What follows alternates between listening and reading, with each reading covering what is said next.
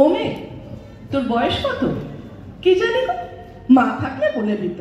সেই যেবারে দাঙ্গা হলো, শয়ে শয়ে লোক মরলো, হিন্দুদের ঘর জ্বললো, মুসলমানের রক্ত ঝরলো, তখন নাকি মা পোয়াতি, তাই দাঙ্গা আমার জন্মতিথি। ও মেয়ে, তোর বাবা কোথায়?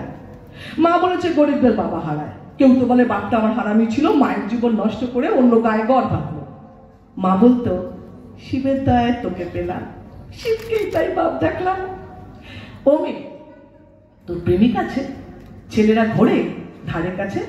প্রেমিক কি গো, মিষ্টি মিষ্টি কথা বলে, স্বপ্ন দেখায় দিন দুপুরে, চুড়ি কাজল মেলাতে কেনায়, ঝোপের ধারে জামা খোলায়।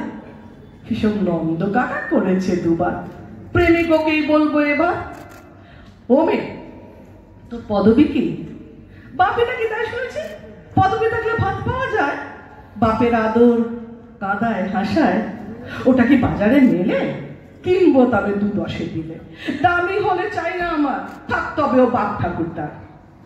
ও মেয়ে, তুই রূপসী? লোকে বলে ডাগর গত সর্বনাশী, রূপ তো নয় চোখের ধাঁধা, যৌবনে তিন কুকুরি রাধা। পুরুষ চোখের ইশারা আসে, সুযোগ বুঝে বুকে পাছায় হাতও ঘষে। রূপ কি শুধুই মাংস পেশি? তবে তো আমি খুব রূপসী। ও মেয়ে, তোর ধর্ম কি রে? মেয়ে মানুষের ধর্ম কি গো? সবকিছু তো শরীর ঘিরে।